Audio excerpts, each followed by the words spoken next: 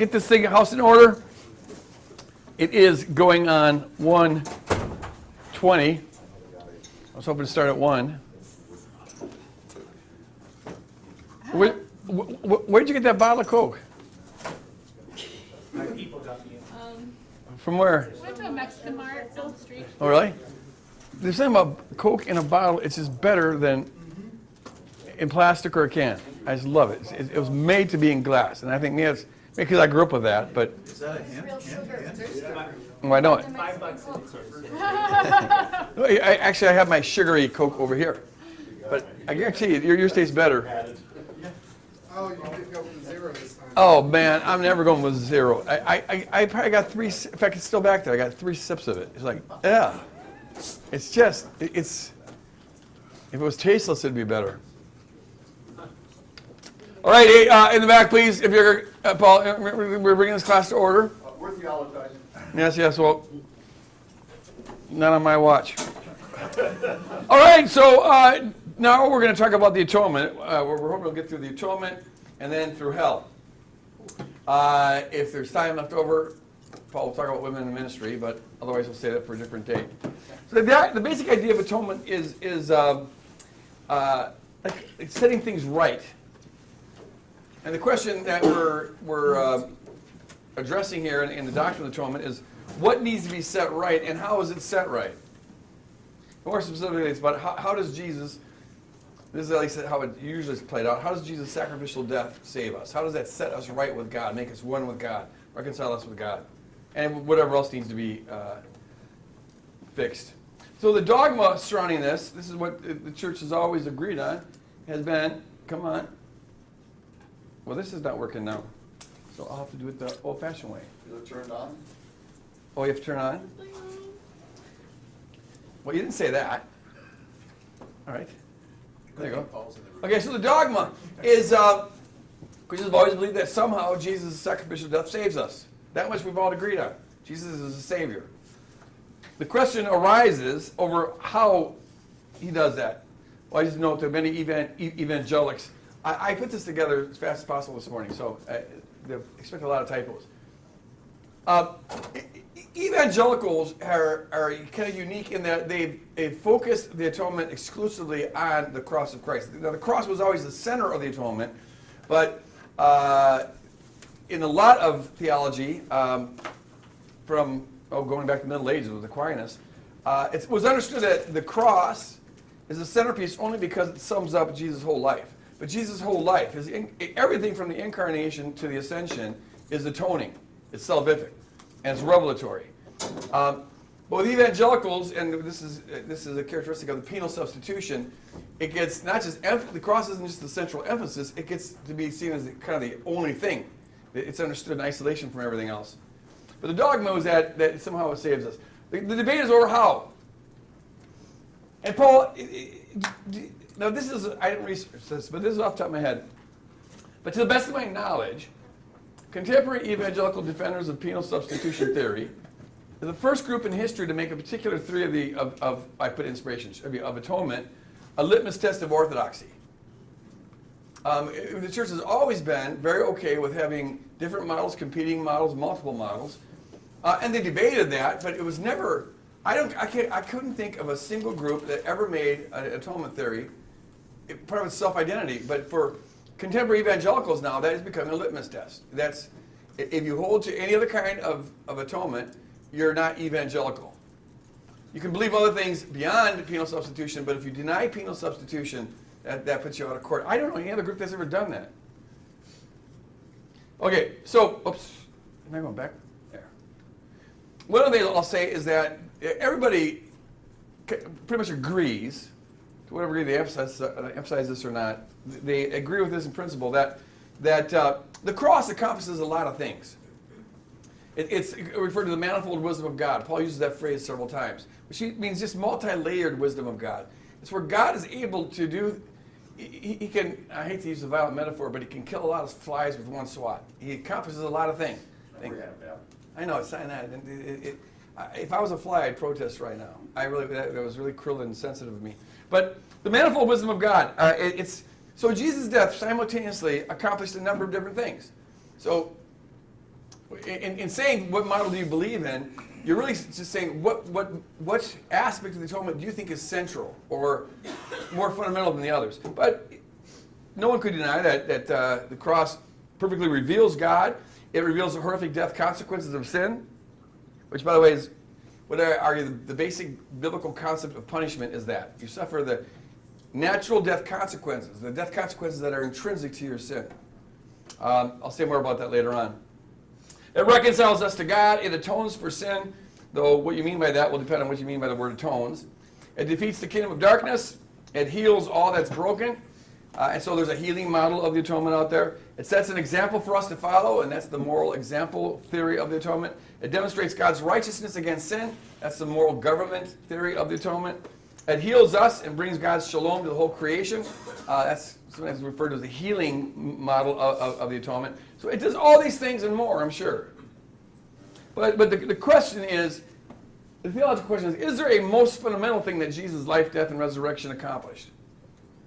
Is there something which, if you accomplishing this was the precondition for accomplishing everything else?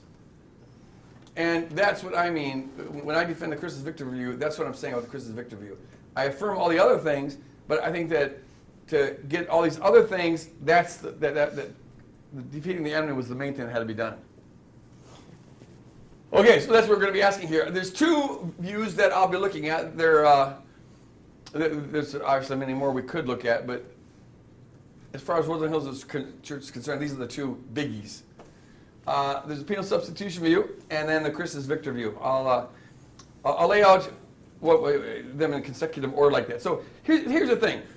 What you think about the atonement will totally depend on, because the atonement is making things right.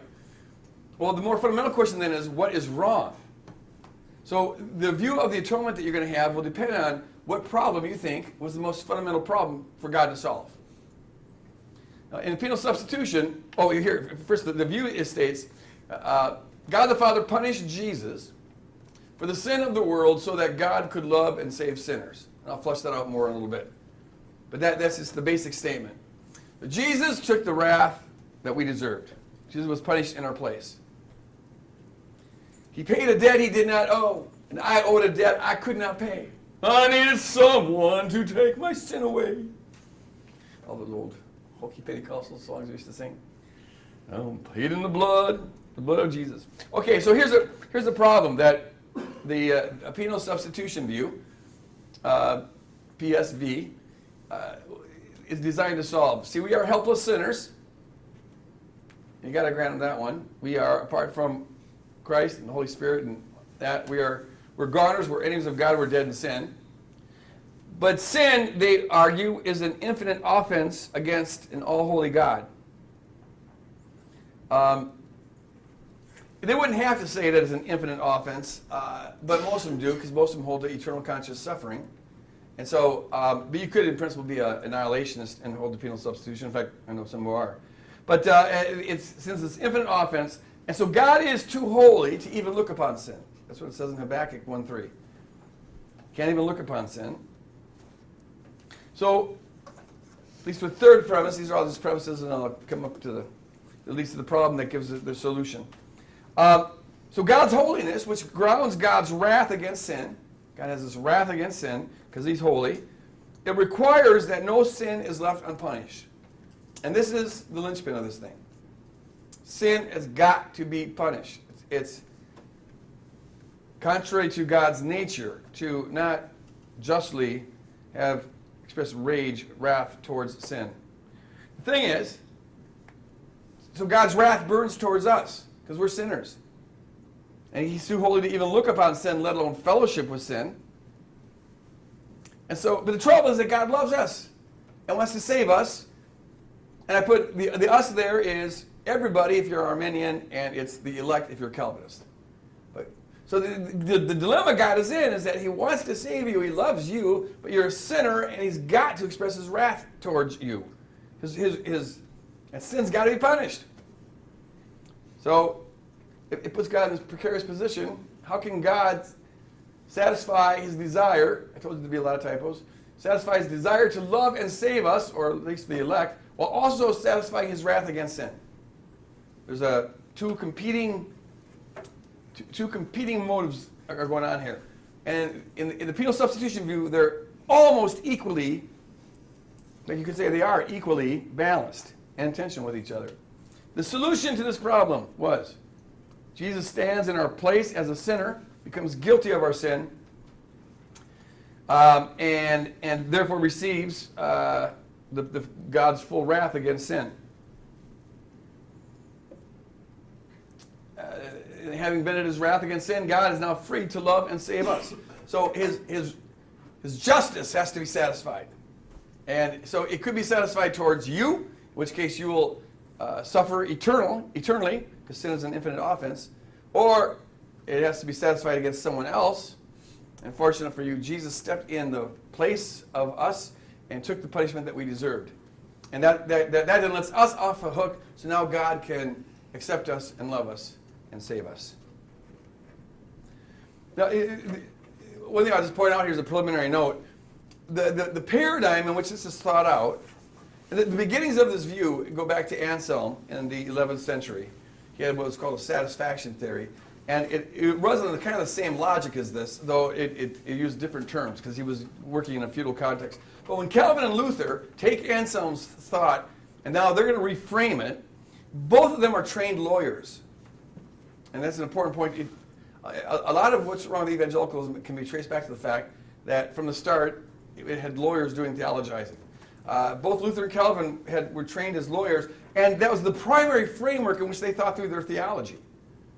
And so they took Anselm's thought and they put it in a court of law context, and it gets worked out like this. God is the judge, and I'm sure all of us have heard this, maybe to this day have believed it, but God is the judge and we're the defendant, the guilty defendant, and we're guilty of this crime. We're going to be thrown into eternal prison. But someone steps up, his name is Jesus, and he becomes our defense attorney, and he goes to the judge, God the Father, and makes out some kind of arrangement. A deal. And the deal is that he will become guilty, actually.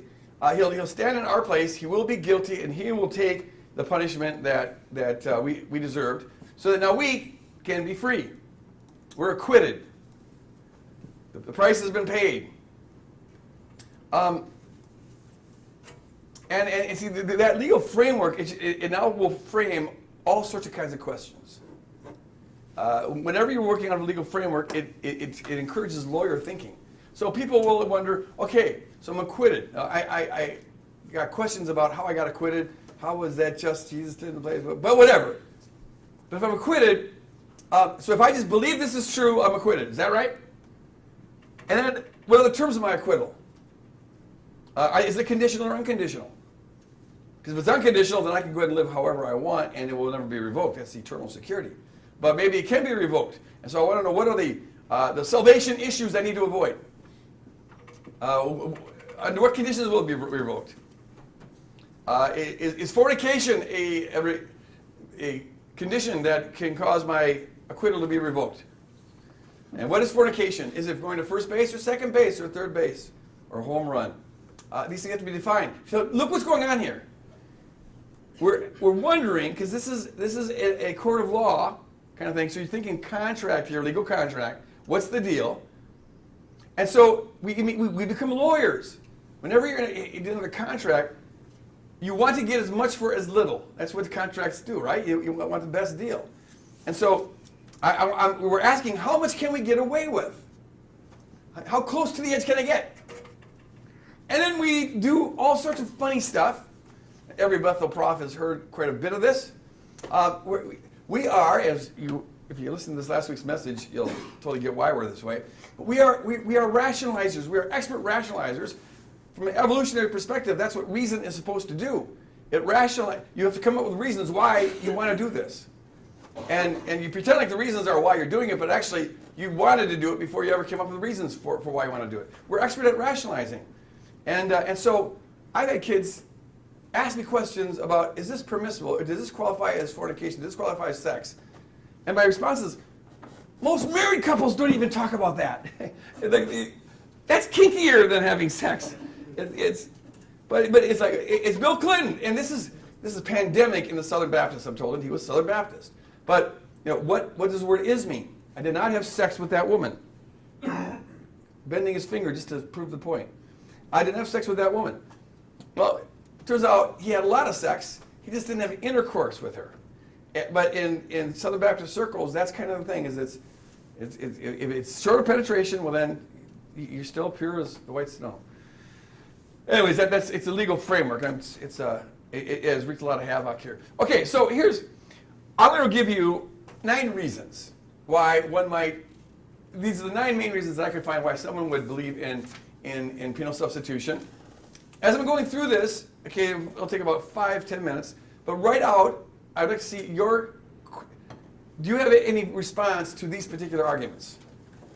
We'll zoom out and look at other questions later on. But do these passages mean what they think that they mean, or do you have a different interpretation? Yes. If sin is eternally, you have to suffer eternally for it. Why didn't Jesus have to suffer eternally? Good question. That is one of the. How is his momentary suffering adequate when it would take eternity for How come it's not an infinite offense when Christ absorbs all of it? And that's all the sin of the world. You think he'd even be worse than what we get? But that's a good question. I don't have a good answer. Yes. If Jesus paid the price for sin, then there is an actual forgiveness. It was just transfer of debt. Yeah, I totally agree with you. So if I owe Paul $100 and I'm about ready to throw him into prison because he can't pay it, Cliff comes along and says, okay, here's this $100. No, he's off the hook. Good for you, but I didn't forgive his debt. I just collected from somewhere else. I think that's huge. Does God ever really forgive? Because forgiveness is releasing a debt, not collecting it from somebody else. That seems so basic. How does that? It seems so basic. And I think that would be itself like the ultimate. You have to be able to say God forgives because it's all over the place. But forgiveness is not collecting it from someone else. Yeah. I like the frame of like Martin Luther and whatever his name is. Calvin? Well, Calvin were lawyers, right? And But some. doesn't Paul also frame it under similar thoughts? Paul uses judicial language at times. In fact, you find judicial language used somewhat throughout the whole Bible. But the primary paradigm they work with is much more organic. So it's like this. In ethics, they distinguish between like forensic justice and organic justice.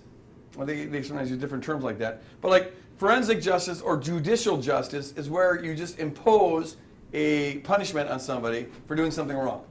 And there's no intrinsic connection between what they did and what their punishment is. So if you get caught stealing, you get thrown into prison for half a year.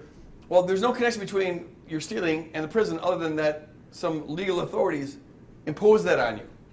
Whereas if you, let's say, are a chain smoker all your life and at 85 you get emphysema, that's kind of like an intrinsic punishment. There's an organic connection between your smoking and the emphysema that you now have. See, so smoking brings with it its own punishment. And throughout the Bible, and I talk a lot about this in Cross Vision and Crucifixion of the Warrior God, but throughout the Bible, the idea is that sin has negative consequences, destructive consequences built into it. It's like God created the world such that this sort of action, or this way of living, this way of thinking, leads to destruction. And it can, Terence Freidheim, in his really book God and the World in the Old Testament, or an Old Testament perspective, but he shows how there's an inevitability there, but it's not rigid. It's flexible. There's a loose network of cause and effect that's set up such that rebellion tends to lead to these negative consequences. In fact, in Hebrew, they don't even have a separate word for punishment. When they talk about punishment, what they do is they'll use a variation of the root of the word for the sin to capture the consequences of it. So the violence, those who are violent will suffer violence. And those who are treacherous suffer treachery. You dig a hole and you yourself will fall in it. There's all these kind of ricochet sayings that you find. But this is the world's wired like that. Yeah? So between those two kind of paradigms, where does like the law fit in terms of, let's say, punishment for stealing, like restitution and paying back, because there is an authority that makes you pay back Sure. X amount of oxen for the whatever, but it is directly related to what you did. Yeah, yeah, sure. So there was no jail, so how does that? But, where do you stick that? but that's about restitution. Like, okay, this has been broken, now to restore it, what needs to happen for it to be restored? 5 to 1? What? 5 oxen for 1? I don't know what the deal may be, maybe. But that's different than the punishment. By that I mean, what happens if things are not made right? Okay, so there's a social justice about how to make this right, how to reconcile. But if it doesn't happen, then there's negative consequences come. Okay, so here's the arguments. And some of these we've already answered. They argue that animal sacrifices in the Old Testament taught the Israelites that without the shedding of blood, there's no forgiveness of sin.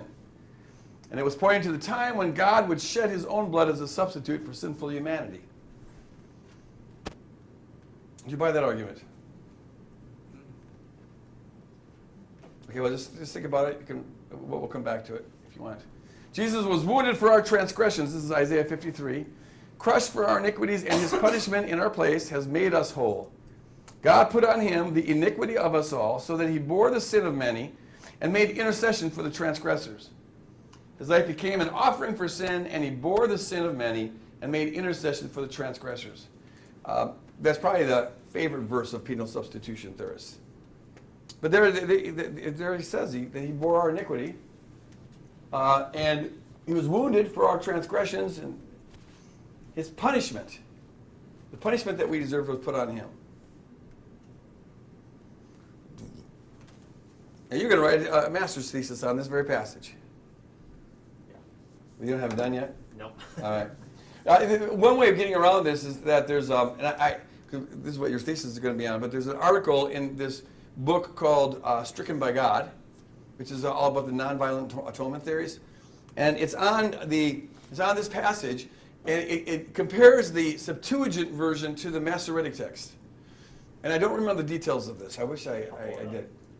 But the Septuagint reading is very different from this. You don't have, the words are just different. And there's cases where we can prove that the Septuagint is actually more reliable than the Masoretic text. Usually we default the other way, but sometimes it goes in that other direction. And that's one way of responding to it. But the other thing, there's just note that here, it all has to do with if you assume that punishment means that the Father was mad at Jesus, well then this becomes a good proof text for the atonement theory. But why assume that? And as I just showed you, the idea of punishment, I didn't say God's wrath is like this, at least as you approach the New Testament, but it doesn't refer to an emotion in God. It refers to the consequences that God has set up this world to lead to if you continue down that path. So like when Paul says, the wrath of God has been revealed from heaven. And then he goes into Romans 1. There, God's wrath, note there that God doesn't act violently at all. 3 times Paul says that God gave them over to a reprobate mind. God gave them over to their lusts. It's God surrendering. And he calls that the wrath of God. And from a Christocentric perspective, I submit to you that we ought to, behind that wrath of God, as God is surrendering people over to go down the course that they have chosen for themselves, I think you have to imagine a weeping God. Because Jesus, as he's riding into Jerusalem, he's talking about the judgment of God coming on Jerusalem. There's no question about that. And how the women and children are going to be smashed to the ground. It's going to be terrible. And Jesus is crying as he's saying this. He is giving a prophecy. And this is going to happen. But see, God doesn't do that. What God does, if people persistently push him away to the point where God's just enabling them to be hanging around because they think he's okay with it then, God with a grieving heart turns people over to suffer the consequences of their sin. I think that's the only action God takes in judgments. And that's what happens on the cross. God just delivers them over to wicked people to do what they wanted to do. The other thing you could say here is this, that there's a thing in Hebrew. It's called, hang on,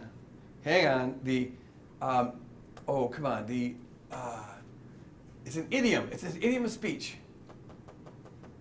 Paul, what's that called? Oh, Paul's not here. He wouldn't know anyways. I can't think of it. It will come to me later on. I bet. But what it literally means is this: is that idiot? Oh, no! Oh, it's right there. So close. Sending him for the subject. Menominee of the subject. Menominee of the subject. Oh, that would be crazy. It would drive me crazy. But menominee, M-Y-M. Metonymy. Yeah, metonymy. M-E-T-O-N. Yes, that's it. Metonymy of a subject. Man, thanks. Okay, it just means this, that in Hebrew, if you can sometimes refer to someone as doing something if they simply were the occasion for it being done. So like the Lord says to Jeremiah in Jeremiah 1, I think it's verse 10, that your words are going to tear down nations and are going to, do all this massacring or whatever. Well, his words aren't actually going to do that, but by saying these words, they're going to set things in motion that are going to result in that. Or one time the Lord says to Zedekiah, you can either surrender here, if you surrender this, if you surrender here, you will save lives, but if you don't, then you will be slaughtering your people, something to that effect. But it's not that he would personally be doing this, but his decision would have that effect. Or Nathan says to David, you killed Uriah. You are the man, right? But David didn't personally kill Uriah. He just set things up so that Uriah got killed. So also, God could be said to have done something if he orchestrated things such that this came about as a result of it. And since God is the one who put Jesus in the position where Jesus would now suffer the consequences of our sin, you could say God afflicted him with that sin. But it wasn't that God was personally punishing him. He's put him in a position there where it doesn't denote any kind of emotion in God, is what I'm getting at. So then there's this one. John the Baptist was alluding to the sacrificial Passover lamb when he declared that Jesus was the Lamb of God who takes away the sin of the world. The Lamb of God who takes away the sin of the world. The Lamb that was slain. The Lamb has to be slain. And that's how you take away the sin of the world. There goes penal substitution. Are you seeing the light yet? Are you seeing it? I saw the light. Paul also declares that our Paschal Lamb, Christ, has been offered. And he draws a parallel with Old Testament sacrificial practices when he says that Christ loved us and gave himself up for us, a fragrant offering, a sacrifice to God. So what they argue is that, like when Paul uses that phrase, we know that 13 times in the Old Testament they offered sacrifices and God enjoyed the smell of them. And so here Paul takes that concept and now he's using it in a very metaphorical way, that to live like Christ is a fragrant offering. But the fact that he's drawing a connection between the sacrifice of Christ and the sacrifice that's of the Paschal Lamb and the other sacrifices in the Old Testament, and these folks argue, show that without the shedding of blood, there's no remission of sin. Someone's got to pay. Sin can't go unpunished. Sacrifices have to be made. Blood has to be shed. I want my pound of flesh. No. All right. Anyone have anything to say on that one? Okay, then you have to accept penal substitution then. I'm winning here. What's the next one?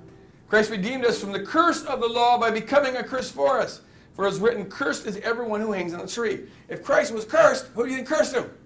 God, the Father.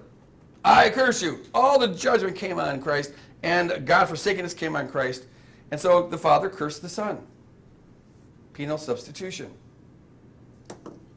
Calling the law a curse like that is pretty vague, though, because Paul gives a lot of statements about the law that could, along similar lines of it being good and also bad. So, I don't know, that seems pretty vague.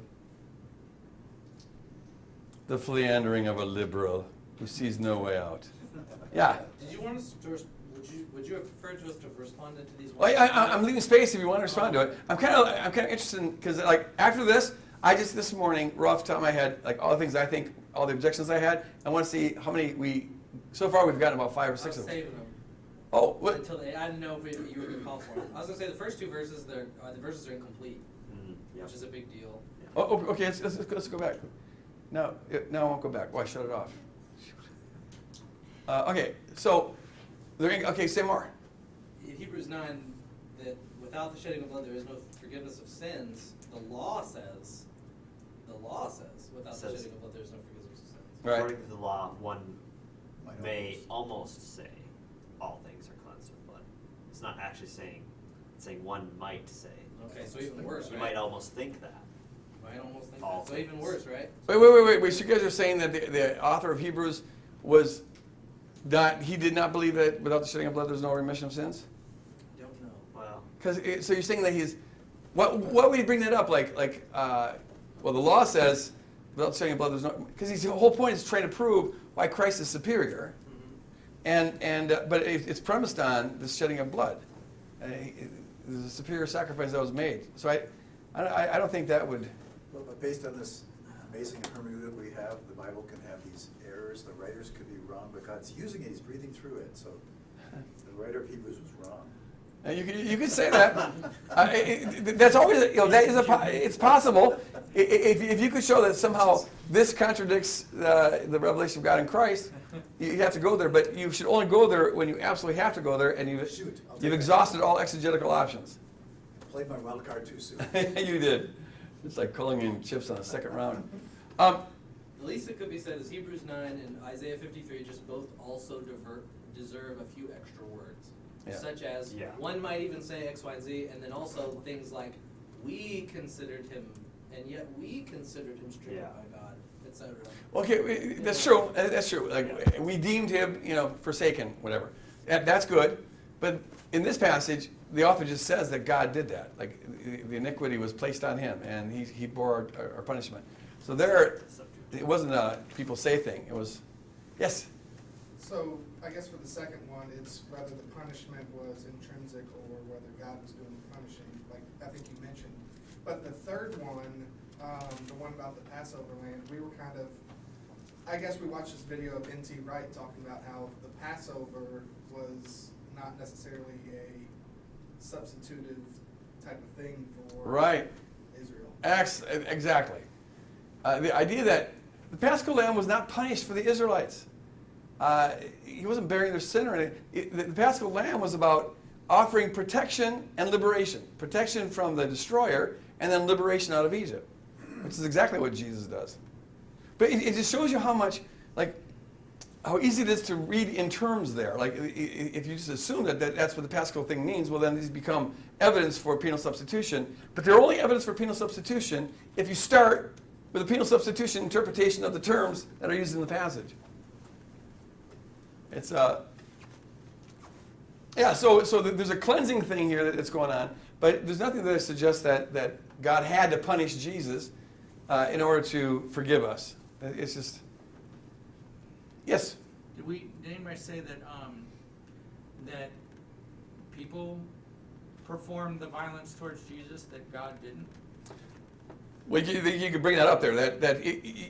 So you could argue that, yes, it says that the punishment was put on him, but look at how that actually played out. Who actually carried out that punishment?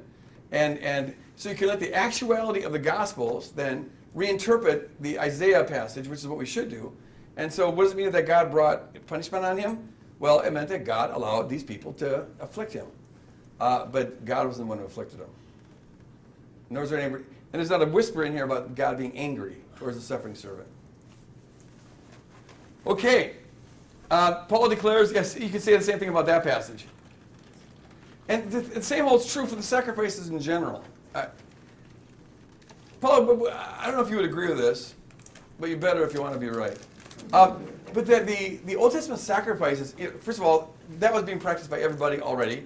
So this is God retooling a custom that's already around. He accommodates the custom. They need this stuff. And so God's going to now revise it to give it a new meaning. They're offering, Leviticus 17:7 says, stop making your offerings to goat demons, make them to me. So it's like they're going to be offering to gods anyways. I might as well use this to be for me. But I'd argue that the fundamental meaning of it is that it's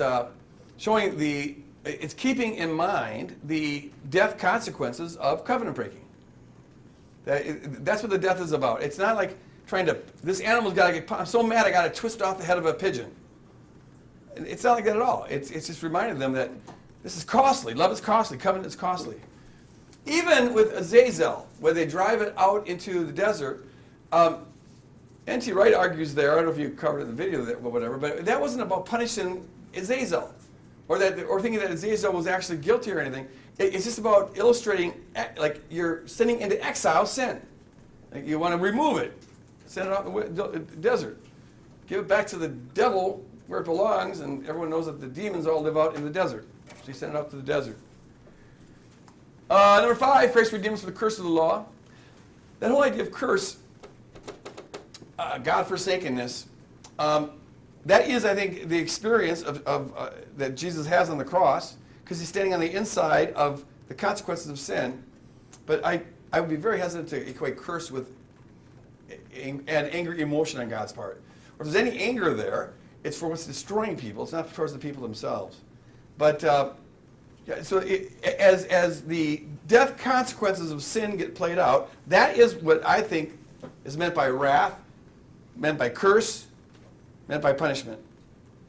God letting you experience the consequences of your action. So yeah, Christ stood in our place as a curse, but that doesn't mean the Father was angry with him. Paul says that Jesus, who knew no sin, was made to be sin, so that we might become the righteousness of God in him. And that's how God reconciled the world to himself. So,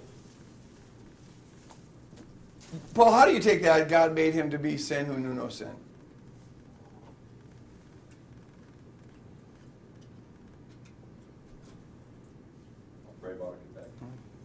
There's some who've tried to, there's like a cultural interpretation and then a metaphysical interpretation. Cultural interpretation just says, they argue what Paul meant would be that something like he made him to be sin. He stood in our place as a sinner. So it's just about the place. He didn't actually become our sin or in any sense absorb our sin or anything like that. Sin's non-transferable. But he stood in the place where now he's going to suffer the consequences that we deserved.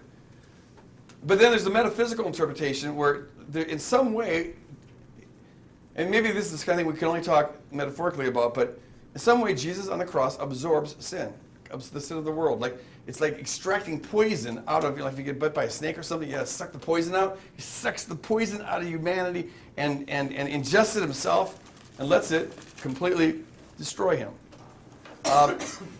And I think that the cross is more than just a cultural thing, a symbolic thing. I think there's something metaphysical going on like that. Because we aren't just symbolically made righteous. There's something actual happens to us. Green Mile. Green Mile, there you go. I think that's a great illustration for that of a Christ figure. That whole show is just Christo or cross-centered. It's just a beautiful show. Okay, so he was offered as the propitiation, Hilasterion, of our sin. Some folks argue that Hilasterion means appeasement, the propitiation. So Christ's death appeases God's wrath towards sin by receiving the punishment that God's holiness demands. Hilasterion. Anyone have any pushback on that? Feedback on it? Yeah. Why is it translated that way? That's just the way the term means. That's what some argue. Propitiation. To propitiate, to appease, to... But your intuition's right. It doesn't have to mean that. In fact, N.T. Wright argues that it means mercy seat or place of sacrifice, or one who sacrifices. So the passage just means that God put forth Jesus to be, really, to make whatever sacrifice was necessary in order to do what needed to be done to save us. It doesn't mean that anyone had to be appeased. But that is kind of a linchpin. In his most recent book, The Day the Revolution Began, N.T. Wright has got about the 10 best pages I've ever read on that passage are in that book. It really is clear. In fact, that whole book could be described as sort of his artistic slaughtering of penal substitution theory. Every other page, he just like carves it up. By the time you're done, I almost feel sorry for defenders of penal substitution. But it was a really good book. And then Jesus is the atoning sacrifice for our sin. But again, yeah, it's a sacrifice that gets things ready, but it only means appeasement if that's what you think the word atonement means at the start. God's wrath burns against all who are in Christ. So their idea, and Paul says that, believe so you can escape the wrath of God. So the idea is this wrath is coming at you, and the only way to duck is to be in Christ. It does there look like Christ is sort of the umbrella that you have to have so you don't get God's wrath rained on you. So you can you see how people come to that conclusion? It does. I just think that the wrath is, escape God's wrath because there's hell to pay for that. It's terrible, but it's not at all God's angry up there with you. But that is, I think, what's really understandable is that we so identify wrath and anger and those things with personal emotions, and usually with somewhat dysfunctional emotions that lead to somewhat dysfunctional behavior. We're not completely loving when we're wrathful, not usually. And so you can see why people would project that onto this sort of thing. But it comes up with you end up, and this is the most important thing about all of this. I mean, the most fundamental issue in any doctrine that you're examining, and I think the most fundamental question to ask about any doctrine that you're examining is, what picture of God does this presuppose? And is this picture of God that this particular belief presupposes, is that consistent with or inconsistent with the full revelation of God on Calvary? And I said to you that the idea of God's wrath being personally angry, vengeful, to the point where you would want to put people in never-ending hell, that idea of God is burning, and then Jesus being a little umbrella, like, okay, since you guys have, Jesus already paid for your debt, so you're fine, but the rest of you guys are going to kill. That's just so contrary to the character of God that's revealed on the cross, that's enough to tell you that something's got to be wrong with it. That is just a frightful picture of God. So, anyone want to give any more feedback on any of these arguments defending penal substitution? So just to play devil's advocate for a moment, the word wrath in Greek, doesn't it have the sense of burning? Like Orge. The literal word has that root to it? Yeah. See, here's where you have to, that's very true, and that's a perfectly legit response. It was Wittgenstein who said, don't look for the meaning, don't ask for the meaning, ask for the use. And that really is the best way to determine what a word actually means, is what role does it have in this particular language game. And on that, you have to be careful because language is always changing. It's always evolving. And so if you just look at how it's used, it's often spoken of, even in the Old Testament, as like an impersonal object. Wrath went forth. Wrath came down.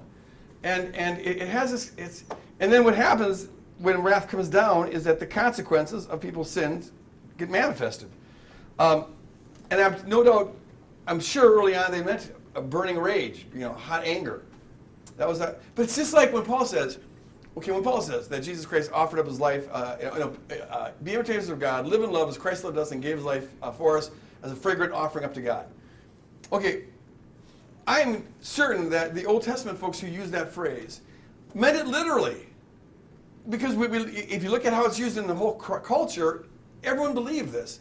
You offer these sacrifices. The sacrifices are called the food of the gods. Even in the Old Testament, twice it's referred to Yahweh's food.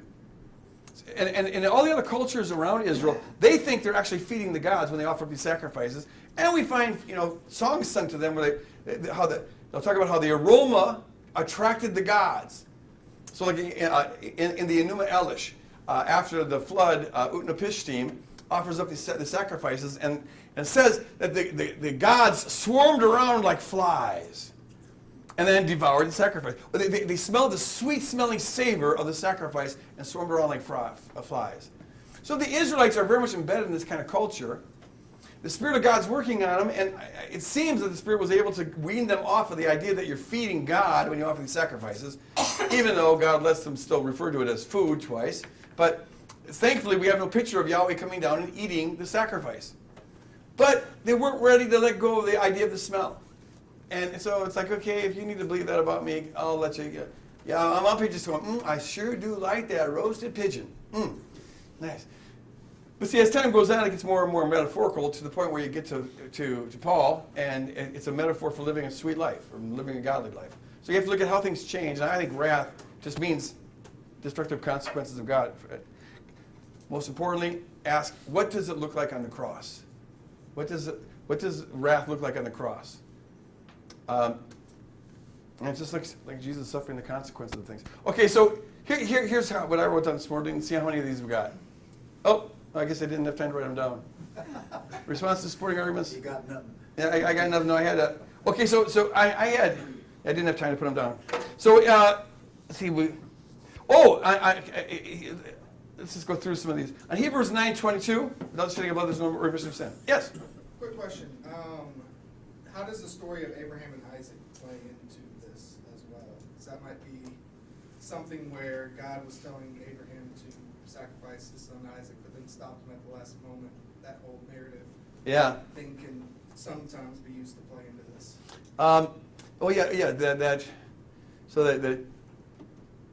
So that Abraham didn't have to kill his own son, but God the Father did kill his own son.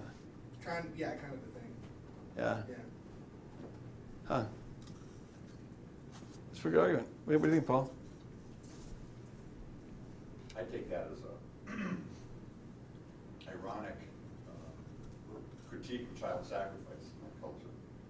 Yahweh calls his people to the same level of commitment, but in that very act of calling also shows them that's not the way, in fact, they want to do that.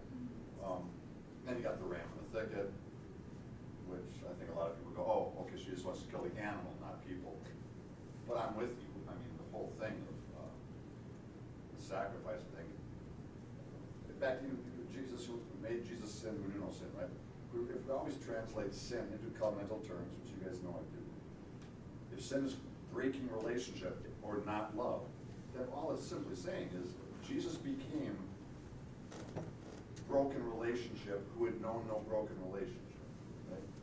This becomes a relational category now, not a forensic category or any of that. So, But I think the force of the question is that because you have maybe in the Paul even plays off on this when it says God did not spare his own son. Most scholars think that he's playing off against the Abraham narrative. Like, unlike Abraham, God didn't spare his own son. right. And you could easily then say, well, then so if Abraham was going to kill his son, then the father must have killed Jesus. I just think that that's pushing the analogy too far. There's a sense in which I think God was not willing to spare his own son. That doesn't mean he killed him. But so the likeness is in that God didn't require Abraham to lose his son, but God was willing to lose his own son. Now, how that came about, I think, is a totally different issue. That's not captured in the analogy, but that is a good argument. Okay, but here's the thing. The word, I think the best response to Hebrews 9:22 is that the word that's used there is aphasis. It's not the common word for forgiveness. It's as often as not translated remission. And the word has one of the meanings. It can mean forgiveness, but it can also mean deliverance, to deliver from. And that without sacrifice, there would be no deliverance. But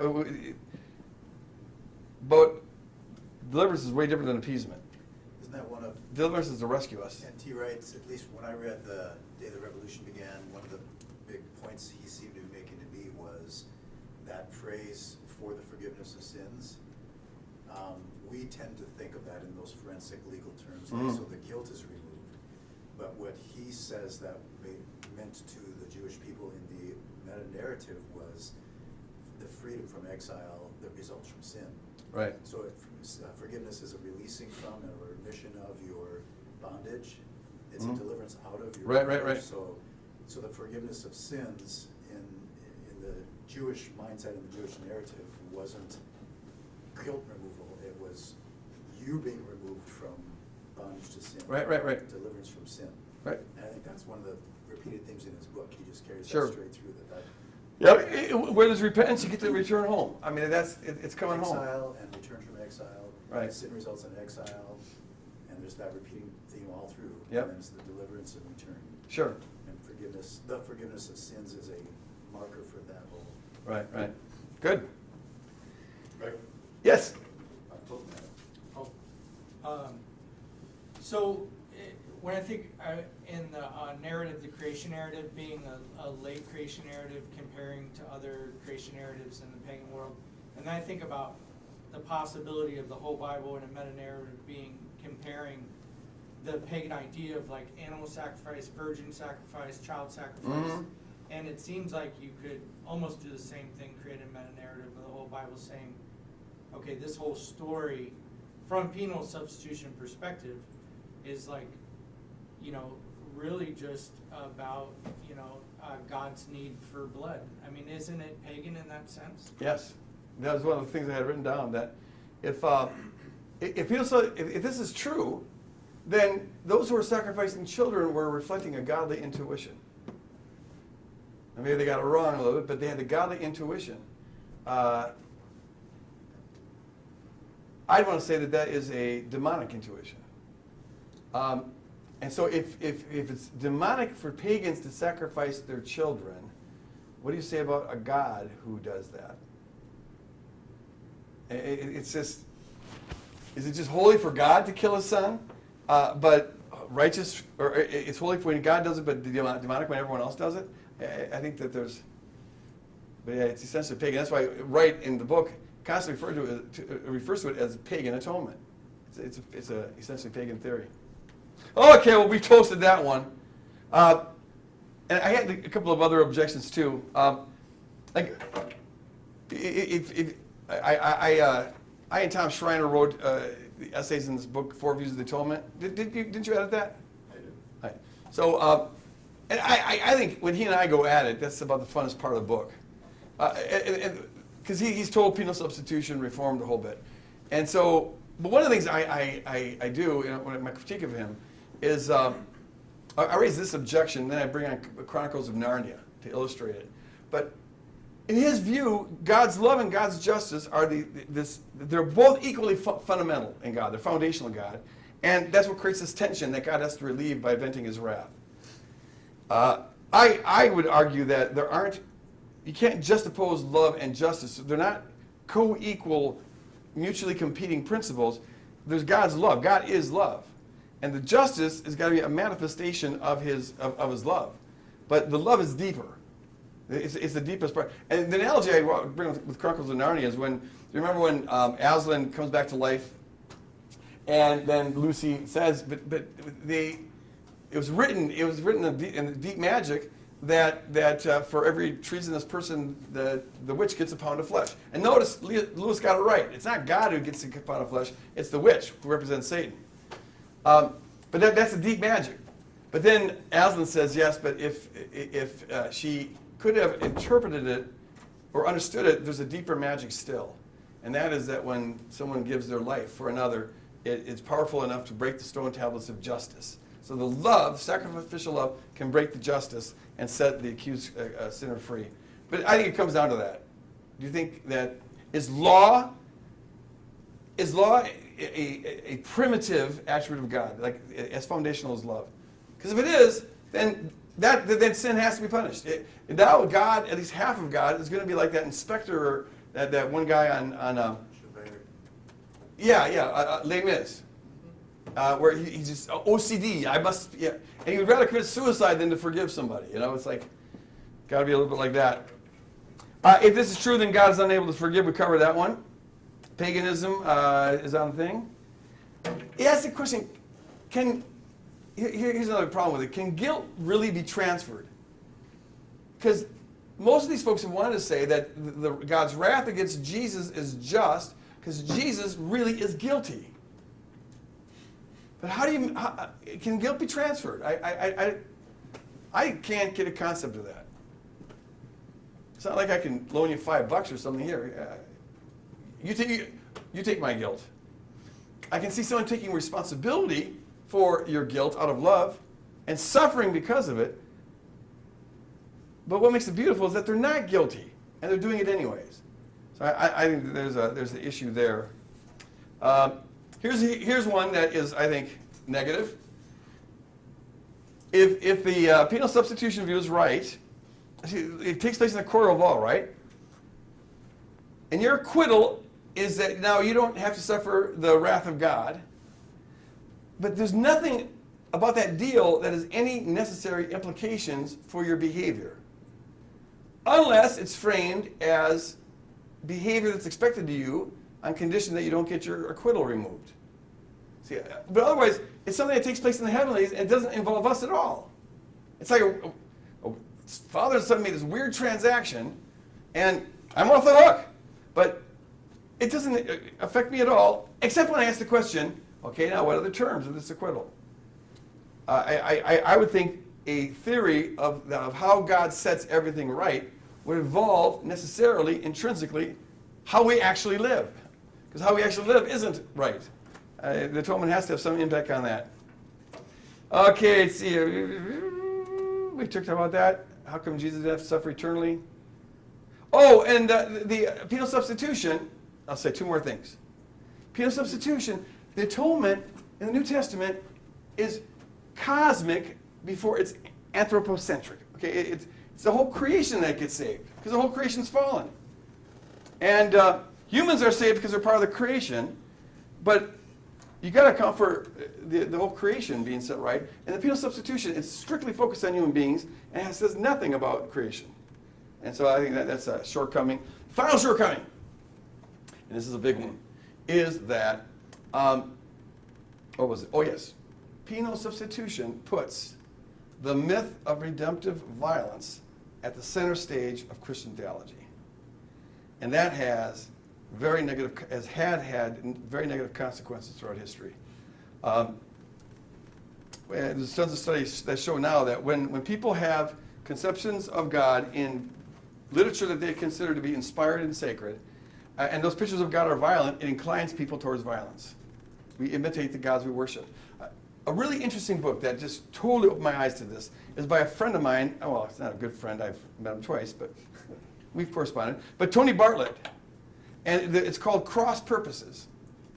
And what he does is he argues that it's not a coincidence that right after Anselm's satisfaction theory of the atonement, which is very close to penal substitution, just framed in a different kind of context, when that replaced Christus Victor as the dominant model of the atonement, which, by the way, is, I think, another good argument for Christus Victor, is that for the first 1,000 years of church history, it was the dominant view. But when Anselm's view replaced it, and this involved Jesus being punished by the Father, that it was shortly after that the Crusades erupt. And you've got these programs against heretics and Jews, and they were marching down to the Holy Land to slaughter the Muslims. And there had been violence all the way from the 5th century up to then, but it was really sporadic and not systematic and never sanctioned by the church. But as soon as this violent view of the atonement gets settled, bam, it's holy war all over the place. And he argues that's because we've centralized violence. If God solves the most fundamental problem in the universe by killing somebody, well then, obviously, his people are going to be solving problems by killing people. Yes? How do you relate that to like Augustinian just war theory and the Constantinian shift if Anselm was hundreds of years later? Yeah, well, Augustine did a whole bunch of damage, and that's what got the violence off the ground and justified it. But you didn't have as the centerpiece a violent God. Now you could appeal to a violent God, but it wasn't the center of everything. Now, and so it's tragic, diabolic, I would say, is that the cross is, I think, the most perfect illustration of nonviolence. God, he could have called legions of angels. He could have, had Peter and his soldiers fighting. He's the Son of God, for crying out loud. But instead, he lets it all aside in order to give his life for these folks. So it's a perfect model of nonviolence. This turns it into the perfect illustration of violence. A celebration of violence, redemptive violence. And it just turns it all on its head. And so the movement, the kingdom movement that should have been characterized by nonviolence, becomes to be characterized by tremendous violence. And I would even argue, I don't mean to get apocalyptic here, but you got to connect the dots on these kind of things. I would argue that the most fundamental things that are wrong with the world today are all the fault of the church. So I'll give you one example. Like everyone complains, like, oh, we got a secular society. We've taken God out of the public schools. Well, it's just, all the seculars have taken over, and we need to take America back for God. Well, whose fault is that? And you can show this. There's a book out there called The Stillborn God. That's a fascinating book. He makes the case that it was Christians who brought about the secular state because we were slaughtering each other so viciously and so effectively from 1300 to 1600. We'd lowered the population of Europe by a quarter just by Christian on Christian violence, slaughtering each other. That the feudal lords finally had to put a stop to it, the secular lords, because it was costing them so much money. And like, this is losing us all money, so we've signed the Peace of Westphalia in 1666. Was that right? 1664? 67? No. 47. 1647? I don't know. Oh yeah, somewhere around. Peace of Westphalia. We've never been good at historical dates. Where they outlawed killing for religious purposes. And this is where tolerance now became a chief virtue in Western culture. We have to tolerate one another. We have to get along. And since religion is always doing this killing, people like Thomas Hobbes and David Hume started asking the question, what would it look like to have a society where religion wasn't allowed to turn people violent, where we had to get along because we all shared a bunch of rules that had nothing to do with our religion. And so they created a secular state as a response to the Christian on Christian violence, which put tolerance in the middle of everything, and voila, here's what we have now. And so you make there's rights and all these protections, whatever, but we created the secular state. And the whole idea of political freedom. Some have tried to argue that political freedom comes out of Christianity, and it seems kind of plausible because Christianity does treat the individual as an individual. But you can also make the case, this guy makes the case in The Stillborn God, that political freedom, that came because the church, it was a reaction against all of that. That we need a secular space where everyone is free to do and believe whatever they want. And that's where this ideal of secular freedom came from. Anyways, yes? The states, when they were younger, had official denominations and such, and it caused such destructive oppression that they had to advocate for, like, the government That's what I'm saying. separate from religion. Yeah. That's what I'm saying. So can you now? It would take a huge book and more patience than I have right now to trace this. But can you see how that penal substitution thing comes into the church, makes the church violent, inclines Christians towards violence? That violence gets to be so severe that secular authorities have to now create a secular space for people to operate without religion. And that's what gives rise to political freedom. That one idea, you could argue that is behind all of that. This has been a very influential idea. Okay, so that's penal substitution. Anyone else want to have any words about that? If not, we'll turn to Christus Victor, which if you didn't know, I'm much more fond of than penal substitution. Yes? I don't know how related this is, but you brought up redemptive violence, which was super fascinating. Do you have any comments on, like, redemptive suffering and, like, views on, I don't know exactly what my question is, but, like, I mean, I feel like the idea of, like, redemptive suffering has at times been used to argue, like, well, just, like, stick it out, like, it's gonna get better once, like, rolling out these people to, like, make an effort to change things. I don't know if that's related or. No, I get what you're asking, Heidi. The Christians have been, or Protestants, especially evangelicals, have been hesitant to talk about that because they think you're competing with Jesus. So only Jesus is allowed to suffer redemptively. But Catholics have always known that suffering can be redemptive. In fact, if you don't think violence is redemptive, you better think suffering is redemptive because that's the only other option you've got. You know, it's like, and so that as you're willing to suffer for righteousness, you're furthering the cause of righteousness. And that's Martin Luther King's whole thing. That being willing to suffer exposes the evil of those who are inflicting evil on you, and that presents the greatest hope of bringing around change. Or when Paul says, if your enemy is hungry, give something to eat. If they're thirsty, give them something to drink, because you'll thereby pour hot coals of fire on their head, which was an idiom for you'll bring shame on them. Well, that's redemptive suffering. You're sacrificing to expose the evil that's going on here with the hope that the person will see this and change.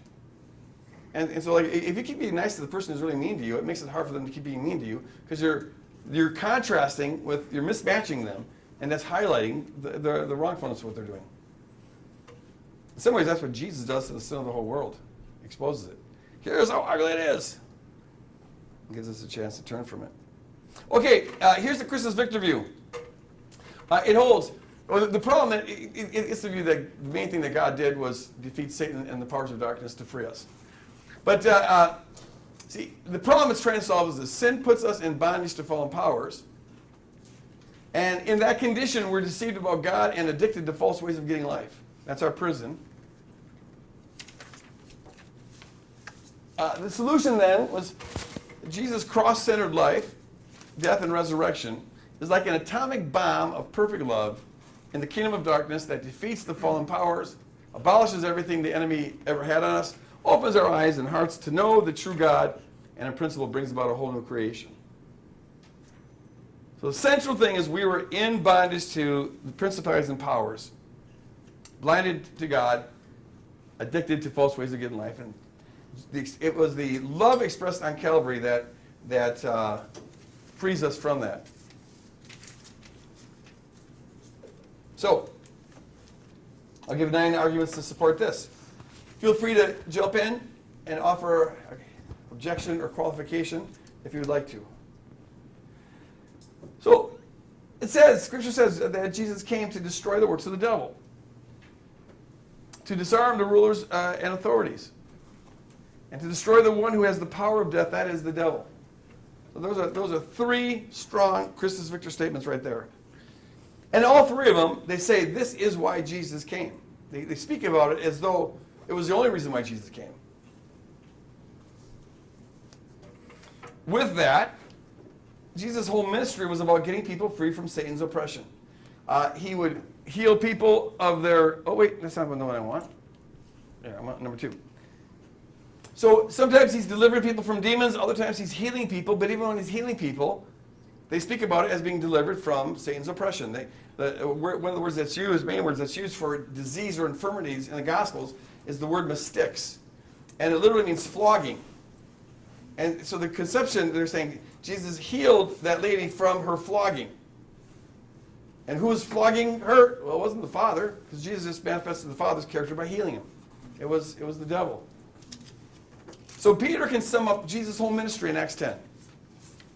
He's preaching to Cornelius, and he says, Jesus was anointed by God and went about doing good, healing all who were oppressed by the devil. Which then shows you that they saw the sicknesses and the infirmities and illnesses as part of the affliction of the devil. So Jesus is here delivering people. Peter speaks like that's the central thing that he did. And in fact, for the first 1,000 years of church history, if you were to go up to any random Christian and say, why did Jesus die? The most likely thing that they would say is to free us from the devil. Free us from the devil's power. Or something like that. It's interesting that the first messianic prophecy ever given in the Bible was about how the seed of Eve will defeat the devil. First thing said about the Messiah. He's going to defeat the devil. That's got to count for something. The Old Testament passage most frequently quoted in the New Testament is Psalm 110, which says that Christ shall reign in the power of God until God makes your enemies your footstool. It's alluded to, I believe, 64 times. Does that sound right? It's by far away the most quoted or alluded to. A lot of references you never pick up. They're just kind of vague, but it's the most quoted and alluded to. It's a warfare passage. It's about cosmic warfare. Chris's Victor view accounts for the salvation of the creation, whereas penal substitution doesn't. And I think this is a big one, and that is that the Christus Victor, I argue this in God at War, but that the Christus Victor theme is simply what you'd expect given the warfare, the centrality of cosmic war throughout the Bible. The Christus Victor view fits that. The other views make that all sort of incidental. So it's a dominant motif throughout the whole Bible. Makes sense that it would be a dominant motif when we're talking about Jesus coming. As I said before, it was the dominant church, or the view for the first 1,000 years. And number 9, the Christus Victor view doesn't allow you to separate your view of the atonement from your life. Because the view is about liberation. about getting free from the devil's power. And if you're getting free from the devil's power and being transformed with the Spirit of God dwelling within you, and are engaging in this lifestyle warfare that is part and parcel of the kingdom life, you will notice that. That can't help but make a difference. It's like if a person just got out of prison, like these guys who I feel terrible for. I should be happy for or sad for a person who serves 34 years of life in prison and then DNA exonerates them. Oops, sorry. Bad mistake. It happens quite frequently. But what would you think of a person who got set free but wouldn't leave the prison? Say, hello, there's something wrong here. Something seriously affecting you. So also, if we've been set free, if Jesus came to free us from our sin, then that will be something that we will be about doing. It necessarily follows. To engage in spiritual warfare is to engage in lifestyle warfare. So it has to be affected. Are there any other supporting arguments for this? Or any other objections? Do you want to respond to any of that, or what kind of criticisms does this view have? Push me back a little bit. Yes. Supporting, actually, one of the things that I love about the Christus Victor is how it focuses on Jesus' life. You know, Yes. Jesus. Yes. So many people have been unjustly crucified. None of them created a world-spanning religion. Really, in my mind, it's really Jesus' life and teachings that are exceptional, and a lot of them just kind of glance over that as like. See, that is, I think, a huge point. I make that in the article with Schreiner. But in penal substitution, the life of Jesus is pretty inconsequential. Just like our life is inconsequential to this transaction in the courtroom. Well, Jesus' life is sort of just a incidental prelude. The main thing is that he died. He shed his blood. But what's the connection between that and everything else Jesus does? It's almost like if Jesus had gotten crucified when he was 2 years old, it'd have the same effect. You want a view that integrates everything here, and the Christus Victor, everything that Jesus does is in one way or another connected to manifesting the love of the Father over and against the darkness of the devil. And so I think it's the most common denominator to everything. Good point, real good point. Other pros or cons you see with the Christus Victor view? Okay. This is kind of a con, is that sometimes I feel like it puts too much emphasis on the devil. Sometimes I feel like Christ's primary objective wasn't to push back Satan. He could have done that from a throne room in heaven, but it was to save us on the ground. And that, shall we say, the pushing back of the devil was a causality only because of his love for us. How about love for us and for the whole creation? Right. Because that's what's... Yeah. Would there not be pushback on the part of God against evil, even if we weren't in the mix? Maybe it doesn't good just overcome evil because it's supposed to? Ken?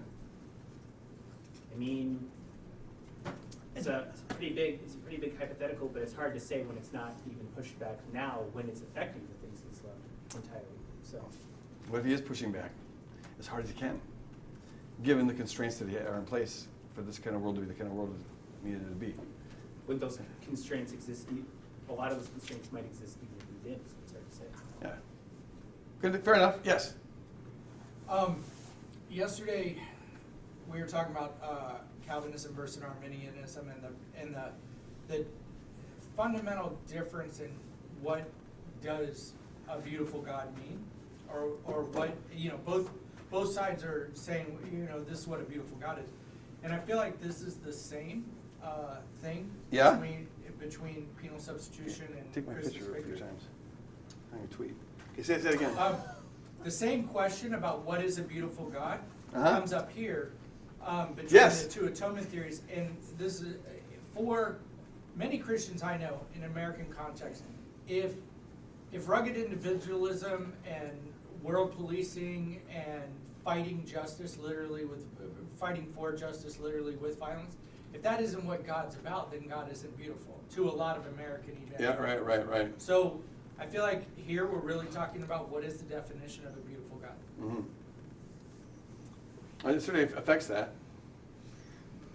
And what I like about this is that so God defeats evil by pouring himself out, by self-sacrificial love. You get a good analogy of kind of what's going on here according to Chris's Victor view is that so God wants his bride, okay, he wants Christ to have his bride, he wants to invite others in on the triune dance, all of that. But the bride went and got herself kidnapped by this lunatic, crazy guy who's going to torture her to death. So Jesus has to go rescue his bride, his would-be bride, because he's in passionate love with his bride, and he ends up giving his life for her sake. And that's the thing here is that no one's here denying substitutionary atonement. It's penal substitution that is the problem. Jesus does. It's the difference between, the judge killing me instead of killing you because of some weird judicial rule. It's between that on the one hand, that's penal substitution, and between me like jumping in front of a bus to push you out of the way. I died as a substitute, but not by placating someone's wrath. I just did it out of self-sacrificial love. So yeah, I think it's yes. Oh, I'm sorry, one additional thought. What Don't you said. ever apologize. Okay, I like thank discussion. You've said this a number of times, and it really helps me, is either God is love or God is love, but also justice. Is that but? If you need that but, you can't go the Christus Victus route, because if justice isn't a subordinate aspect of God to God being love, if you have to have that, and really I think when people say the but, God is love but justice, they're actually putting justice above love. Right. Well, And define something- justice in a different way too. Say it. What was that? That it's penal justice instead of restorative justice. Yes. Right. Yes.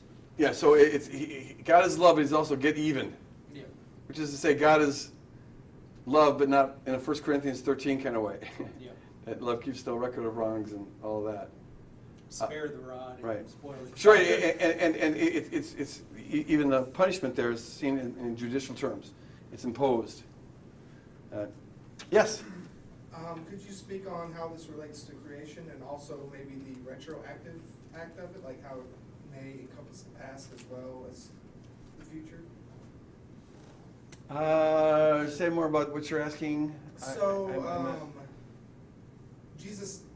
when Jesus died, the way I look at it is it retroactively covers like the past and pushes back evil in the past as well, in some sense. I don't know how you can push back anything in the past. So, The past is past. yeah. I'll So- have to think about that and explain it better. But could you maybe speak to the creation aspect of it as well? Okay, so in my view, the whole world has been there's an angelic fall long before there's a human fall, and the powers were given authority over aspects of creation, just like we're given authority over aspects of creation. And what happens to the creation, this little segment of creation that we're on, will depend on the fate of human beings. And that's the theme you find throughout the Bible. As people go, so the land goes. So also, as the powers go, so the creation goes. And so there's been a rebellion, and they're now using some of the power that they had over aspects of creation at cross purposes with God, so that nature's corrupted. And and I come to that conclusion because throughout the New Testament, they are diagnosing diseases and infirmities and deformities as being things that are of the devil. But those things are totally predictable given the laws of physics that are in operation now. And Hebrews, we saw it earlier, Hebrews says that Jesus came to destroy the one who has the power of death. That is the devil. But death is simply a natural result of the laws of physics as they're operating now. So if infirmities and diseases and sicknesses and death, if all of that is a result of demonic interference, and yet it's also just the laws of nature operating the way that they do in this world, it leads me to think that the laws of nature as they're operating right now in this world are not the laws that God originally had. They're corruption of those. And you can still see the glory of God in creation, but you can also see a whole lot of demonic stuff. I take that paradigm now and look at evolution, I see evolution as this sort of shimmying process of God creating and Satan discreating, but then God bringing good out of evil and he shimmies his way up to human beings. So when Jesus defeats the powers, that then is going to begin to restore creation. And I hope that answers your question. Yes? I want to take a stab at JDW's question. Not literally though, huh? No. Okay, we don't allow any stabbing here. If you read Acts 4:12 completely literally, salvation is found in no one else but Jesus, then, and I think some people do take that literally, then it has to be retroactive. It has to affect people in the past, otherwise everyone would be condemned pre-Jesus. Is that a fair assessment? Not only that, but also considering the creation, maybe did it have any effect on the creation in the past, I don't know. But yes, some, to some extent that. Yeah, okay, so,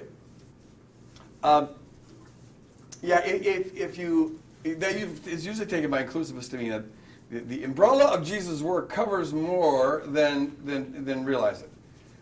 So that work saves them, even though they don't know that. And you can take that not just for the old people of the Old Testament, but also throughout the world. That is. But, and so, yeah, in that sense, I could say, yeah, that is, it delivers them. But on the other hand,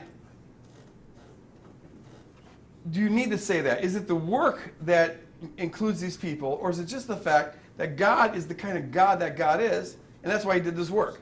In other words, I think God's always been consistent with who he's revealed to be in Christ, and that's not a God who sends people to hell on a technicality or anything like that. And he just shows us how he's always been on the cross. But I don't know if the cross now allows him to love and forgive the folks in the Old Testament. That usually is done out of a penal substitution perspective. That he needed to die, and so then you have this retroactive in time kind of thing. With the Christus Victor view, I don't think you need to do the stress is on the character of God, not on the cross as a means that allows God to. In fact, the cross. See, in the penal substitution view, the cross is what allows God to love sinners. But in the Christus Victor view, God doesn't need anything to allow him to do that. It's just God's by nature. And yeah, so there's no mechanism that's required there. So in a sense, like penal justification requires retroactivity, but the Christus Victor negates the need for it at all. Yeah, I don't think, it's certainly a tremendous advantage. I'm so glad I live post-Christ rather than pre-Christ.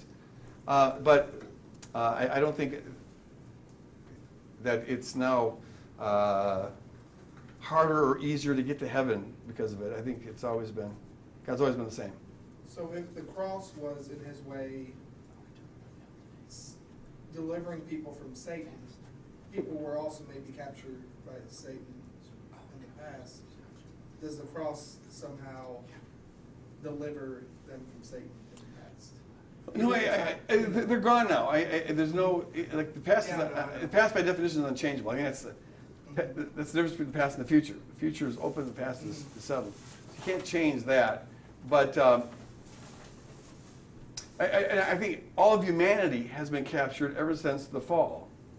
We've been in bondage, and that's how the New Testament depicts us as being strongly in bondage, dead in sin, to the principalities, powers, and that's why we need to get set free. Here's one pushback on it. Christus Victor has never been good at answering this, and maybe it's because there is no better answer than what I've given. But it's how does the cross defeat the powers? How does that work? And what are the mechanics at work here? And the thing is that this is what did the Christus Victor view in, because as people tried to come up with reasons for that, they looked silly, and so they would come up with, the fishhook theory, where Jesus was sort of like the bait, and Satan then swallowed the bait, but God knew all along that Jesus was going to blow up 3 days later and blow up that fish and whatever. Or they had a ransom theory where we were held kidnapped, but Jesus was kind of the ransom payoff. So God, said, okay, take my son instead, give me those people back. But then it was kind of God knew all along that Satan could never hang on to Jesus, so it backfired on Satan. And so they have the ransom theory and the fishhook theory and several others like that. And those they sounded implausible. Like God's involved in deception, or does God have to pay off a debt? Is Satan that much? This seems like Satan's as powerful as God.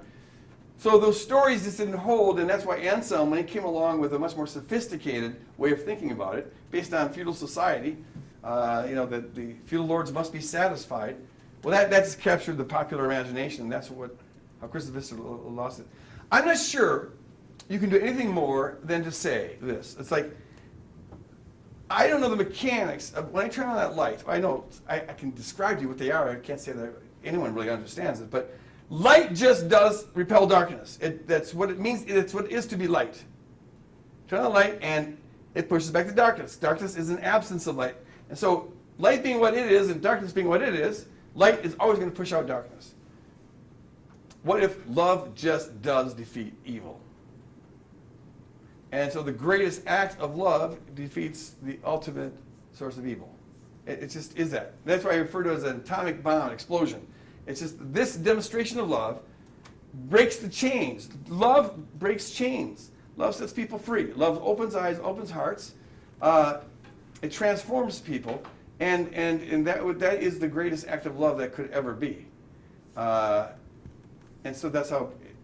Maybe that's all the farther you can go. Yes. So I like that. Harkening back a little bit to like the C.S. Lewis Narnia thing, where this sacrificial love has some mystical power to break the stone. Deep, deep magic. But also, if that's true, and I think it is, we're getting into kind of the mystical, and we can't. This is speculative, but that's what theology is about. Does that still apply then to us as Christ's body, offering acts of love in a war zone of a world? Do we, as we, individually or especially corporately, are sacrificially loving?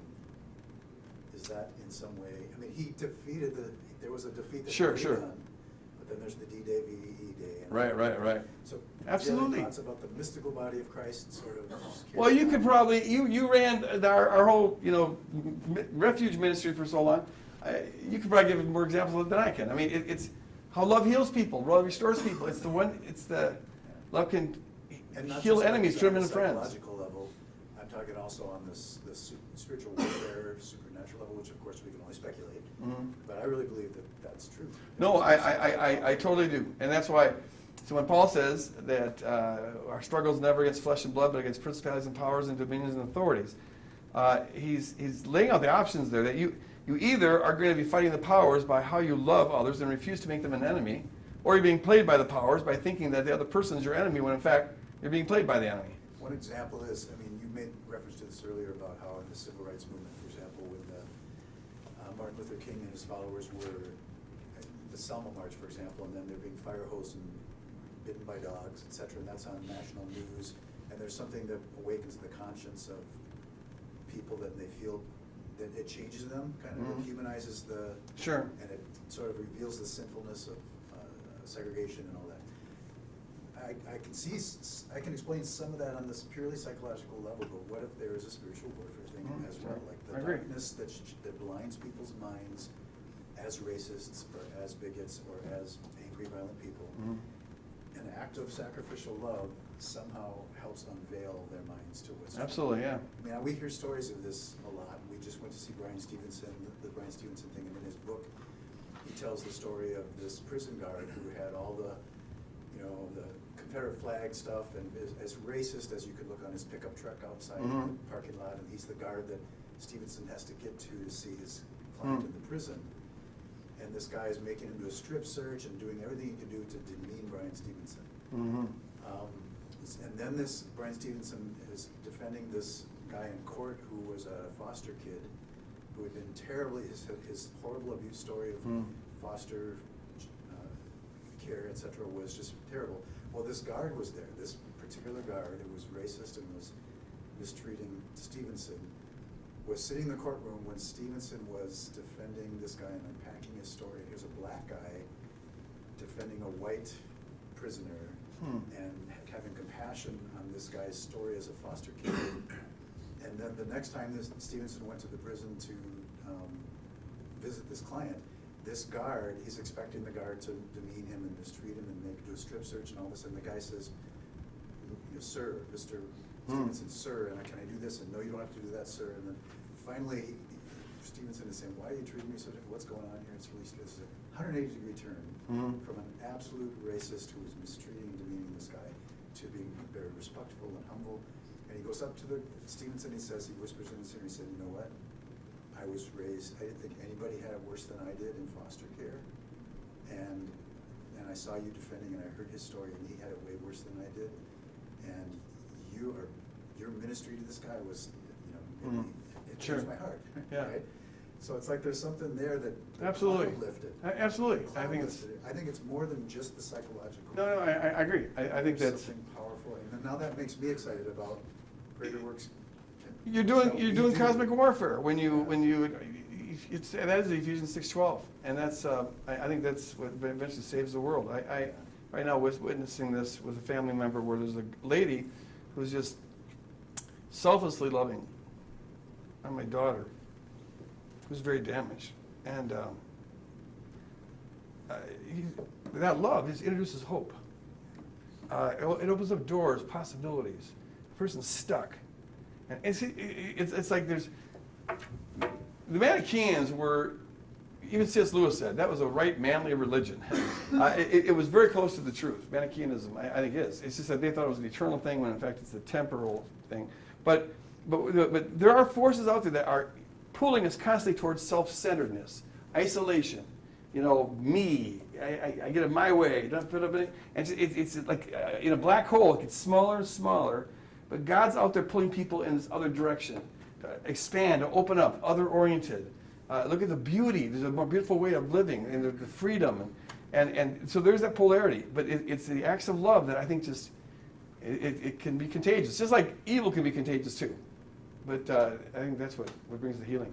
Young man in the back. So let me get this straight. So for the first 1,000 years of Christian history, the Christus Victor view dominates. Unquestioned. But apparently that entire time, all the Christus Victor view people realized there is a fundamental question that begs an answer, namely, what is the mechanism that makes sense of this? Because every theory is supposed to make sense of something. And so they start offering mechanistic examples. Ransom theory, bush hook, there's the mousetrap theory, like all these different, maybe this, maybe this.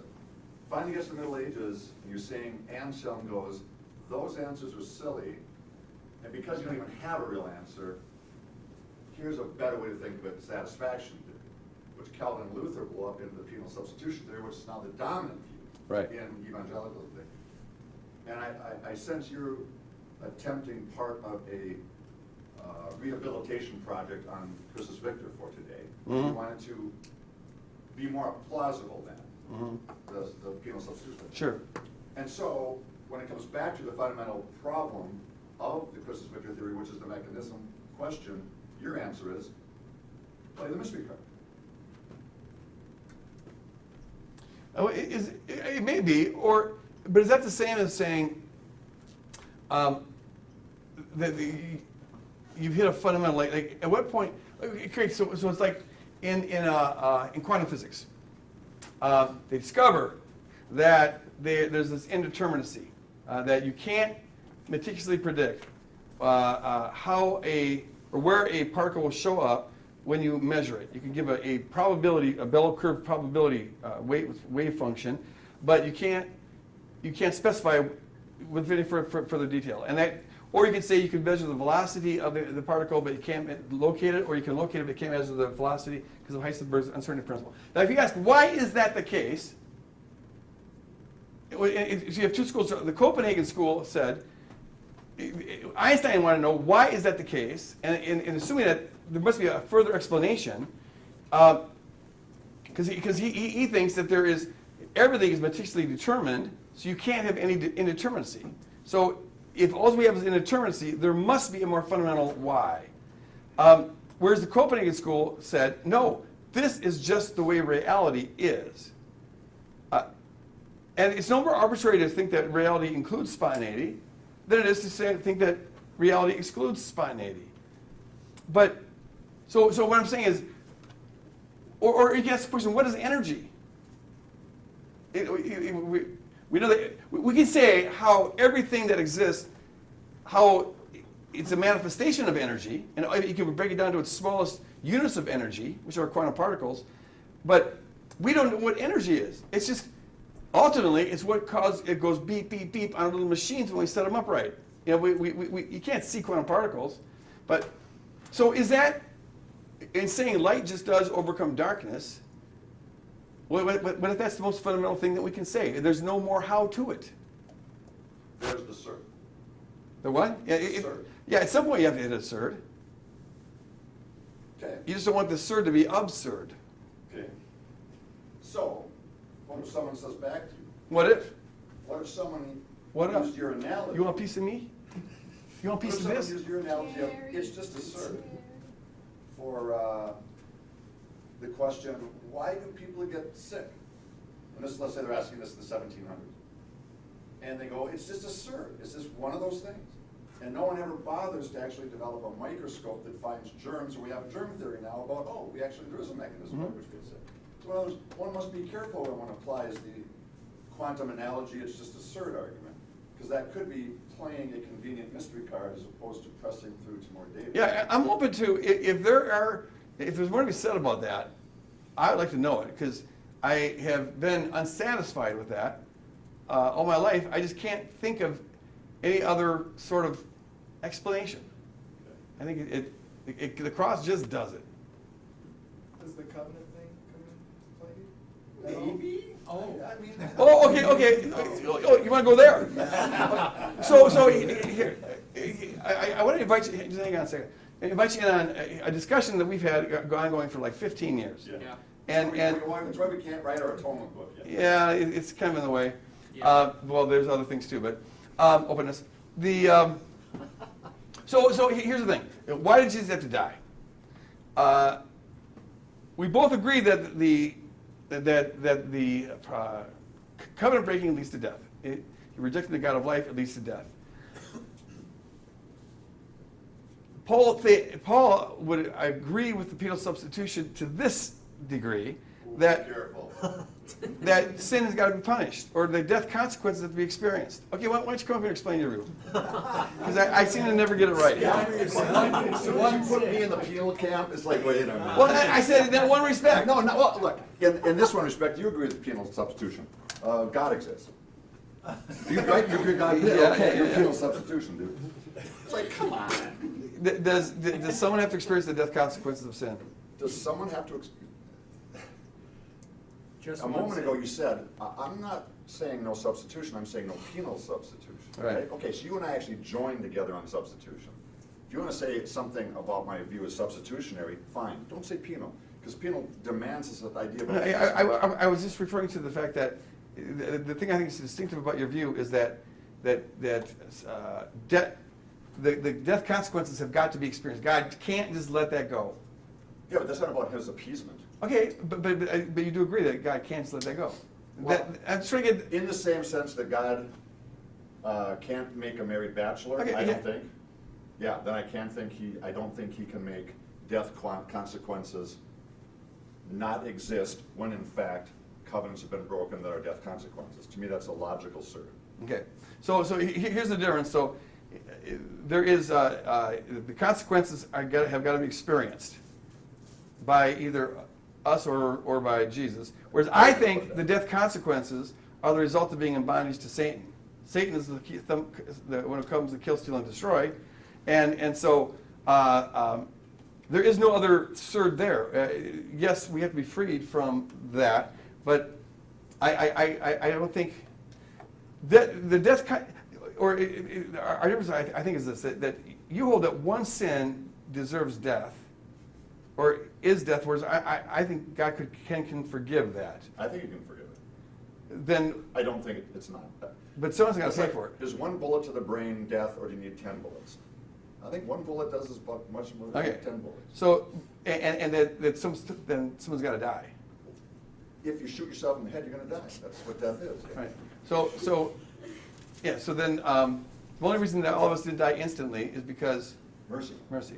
Okay. I totally believe that. But then Jesus has to die because someone has to die. I go back to an absorption model. I like what you said. I think Jesus absorbs as an analogy. So it's not about appeasement. It's not about mathematical legislation. Well, if he's got it. It's like, it's the nature of the case. that covenant breaking. Mystery card? Gives, no, well, yeah, so that's the truth. We both do play the mystery card. I think I get one step farther down the road, Oh. right? And if job security for you and I depends on going down the road. That is this a is very disadvantage persuasive to argument. me. No, so here's parts of the reasons why, even if I'm wrong, I still can't be satisfied with where you stop. Because I do think the New Testament gives us some data that there is a mechanism, and it points us in some directions of what it must be. And I find this, for example, in a verse you really love, Colossians 2, 13 to 15. I think Paul's giving us some mechanistic reasoning to why the principalities and powers that Jesus must defeat have us. And this is what I've never gotten from just your sheer Christus Victor view. Just because I sin, how does that put me under the bondage of this angelic creature who sinned? Like, so much so that God has to like defeat him in order to save me, when God's far more omnipotently powerful. Like, God's level of omnipotence above Satan's power is so far that it makes me and Satan look almost par compared to his. But he still has to deal with this creature and his realm in order to set me free. You've never given me a mechanistic answer for that reason. That's just like, well, that's just the way it is. He's got to like get rid of him. Why? What's the connection between my sin and Satan's sin putting me under Satan's kingdom? Where'd that kingdom, what's that even a kingdom of what? Kingdom of sin, kingdom of darkness, kingdom. How's that a kingdom? I'd say, even if I couldn't explain that, that I think is a fact. I can. Absurd? Well, I don't. It's a revealed fact that salvation is being transported from the kingdom of darkness into the kingdom of light. That there's this, there is this whoever sins is a slave to sin. Okay, so take it up with Jesus. Slave to sin, not a slave to Satan. But if you're slave to Satan or to sin, you'd be a slave to Satan. He's the principality power over the whole thing. Says who? The Bible. Don't you read the Bible? What's the mechanism? The Bible. So, but it seems to me it's like saying, why would God have to deal with a parent to rescue this children, or deal with a kidnapper to rescue this person? It's a kidnapping of sorts, where we've been taken hostage. Except that's an analogy.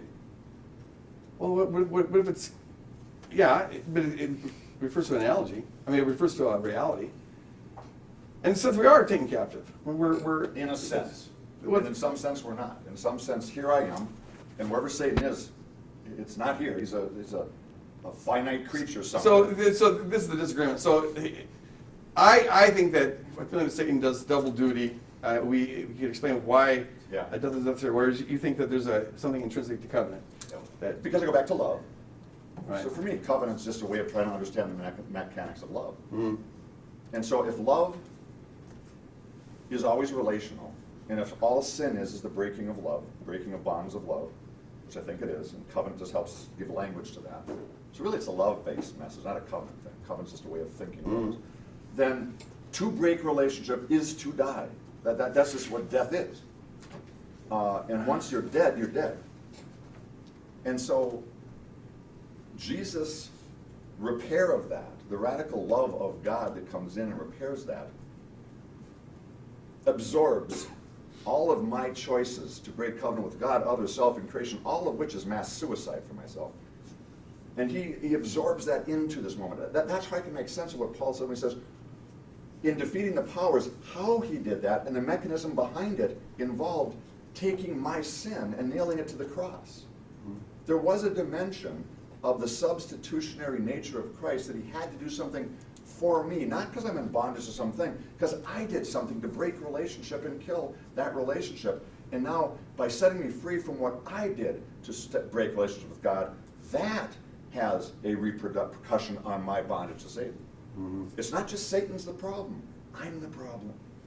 My propensity to break relationship with God, other, self, and creation is the problem. Then why then does Paul say that all that was written against you was nailed to the cross, and doing that, God thereby disarmed the principalities Yes. and powers and made an open mockery of them? It was an act of warfare. Absolutely. Yeah. But that was the mechanism by which it wasn't just that Satan was big and strong and had me. The only reason Satan had me is because he had something on me, legal, if you want to put Sure, it that way. sure. And what the legal thing was is I had broken covenant.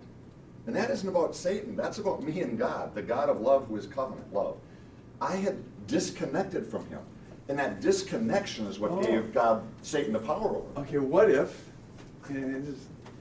what, honestly, I believe this, but I'm inclined to, that, and I don't know quite where this is going, so I feel like I'm going to take a step here. We're theologians in the moment. I know we are, All but right. I may be stepping over edge here. I almost want to say, This is how turn it off goes the into camera. heresy. Okay, look at, what if, because the way I have thought about this, Make money on it. because, okay, look at, so when Jesus dies on the cross, one died for all, therefore all have died, Paul says, 2 Corinthians 5:14, Yep. and that God was in Christ reconciled the world to himself. He's not holding anyone's sin against him. Yes. Is that right? And this is the good news that we're supposed to be proclaiming. So he's not holding anyone's sin against him.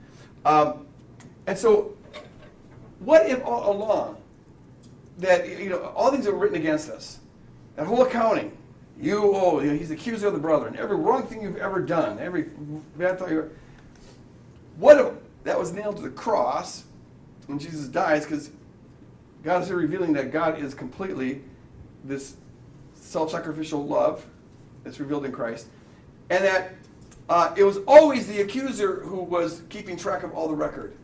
That was also the accuser's doing it, and God is here revealing, not that I'm going to, that's never been his gig. He's never been like, oh, you sinned, I'm going to hold that against you. Someone's got to pay for that. That's all part of the devil's. The way I put it is that when God pays off our debt, he doesn't just pay like, you owe $100, so he gives $100. He blows up the whole economy so that it doesn't have any meaning any longer. Accusation has no meaning. The judgment has no meaning. And so that cross is part of the revelation of God. That's always been the enemy's gig. And he's here now doing away with that because he's doing away with lies and doing away with the false conceptions of God. And God's always been, but what if God's never been holding our sin against us? That was always, he hates the sin because it destroys us, but love keeps no record, no account. 1 Corinthians 13. But if sin is a relational category, not a legalistic category, then to say that God hates sin is to say that God hates the brokenness of the separated love relationship, and that is ontologically real. He can't just go, Right. I don't hold it against you. No, sure. But what I'm saying is that, but if God, there's no sense of, love keeps no record of wrong. Okay, there is this. It's between us. God's only concern is to reconcile this. Yes. But he's not, it doesn't bother him that he's had to do this 5 times or 20 times. Absolutely. There's no record of wrong. Absolutely. Okay, I can go that far. So he wants to repair There's no it. record of particular wrongs, but is there a record or a fact that God recognizes that you did choose to leave? Mhm. And that is the state I find you in. And I can't pretend we're reconciled when we're not. Right, so what's necessary for you to come back? Is it necessary that someone experiences the consequences of what you did for you to come back? What if God can just forgive and welcome you back? Why can't God just do that? Yes. And then you I immediately jumped to the accuser thing myself in this debate. If Jesus reveals the fact that God is love and forgiveness is love and mercy and grace is love, so that has always existed eternally as who God is, then my question from there is, well, what about the natural consequences? Like, to what degree, and if I hurt you, it's fine for God to say, okay, I forgive you, I give you mercy, I give you grace, but what about the victim? What about, I've hurt you, how is that reconciled? Not in a debt sense, but not in a, I'm holding it against you, but hey, there's been hurt, how do we make you whole? I mean, Right, forgiving me or showing me mercy and grace doesn't make you whole, but God's not holding that against me. I'm forgiven, but he's still got to make you whole because I hurt you. So then I think about Satan. Satan's the accuser. He's holding the account. He's like, well, no, Clifton, you did this crime. You hurt Greg. But then I think, okay, well, there's got to be some kind of natural consequences and some kind of way to make victims whole. But then I also think about the beachhead idea of the creation of humans in Imago Dei to begin with. And I think about, okay, that's what the cross is. It is an inauguration of a kingdom that subverts the fallen creation, which is under the dominion of the archon powers and principalities. So I'm kind of in the middle, but I'm leaning towards Greg. Wise. How do you vote? Well, I'll start with that, and then I'll move on to what my question was before. Because like, so on one hand, I do see what you're saying, Paul, with like the whole covenant and you being out of position to me.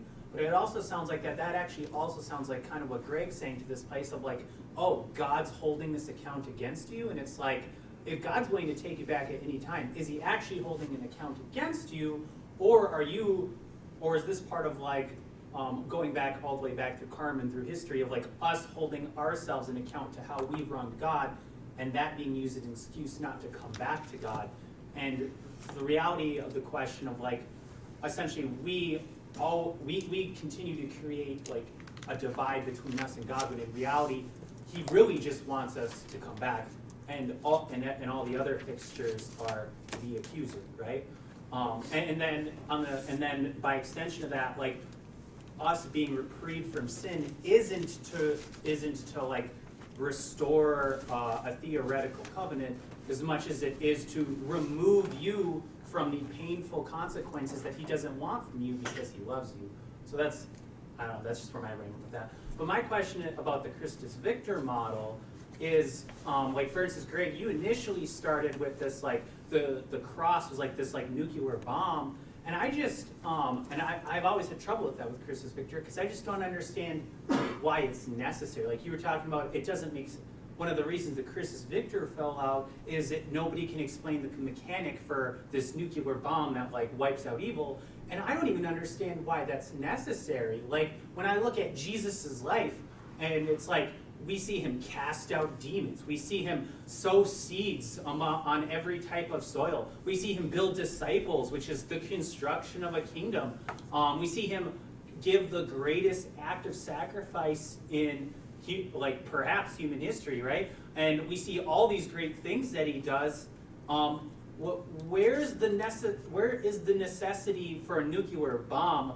It seems like sometimes like we try to put everything on the final grand battle, and then we ignore the 4 years of war that led up to that moment. That is largely the pushing force of the explosion that we assume is the nuclear bomb. That's why I am emphatic in Cross Vision and Christus Warrior God, and today tried to be, where that you can't separate the cross from what preceded it. The cross is the through line that weaves it all together. So whenever I refer to cross, I am thinking of Jesus' cross-centered life, death, and resurrection. And that whole thing is, and the bomb isn't a good analogy because it's not violent, but I don't know what else to call it. But that it's an explosion of pure, unprecedented love. Right.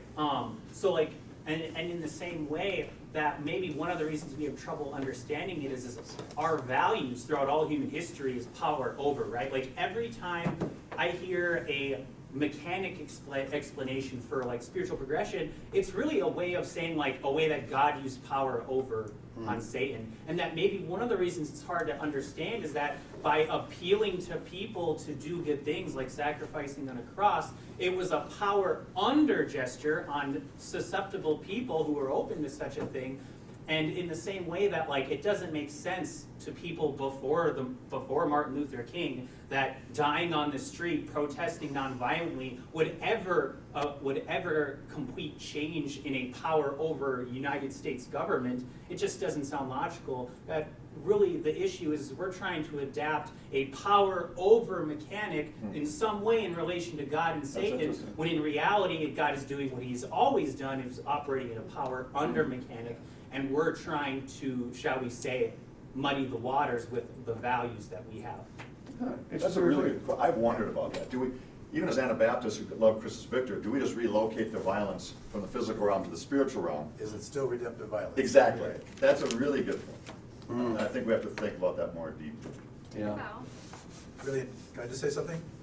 Something. I'm probably oversimplifying it, but you know, I always like to go to things I can see in my head. So like the prodigal son story, to me, helps me understand a lot because it's covenantal and relational.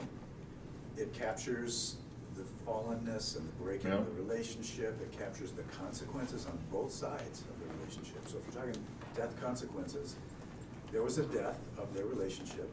You know, the father and the son were at home together. The son leaves, and both of them are experiencing the death, right?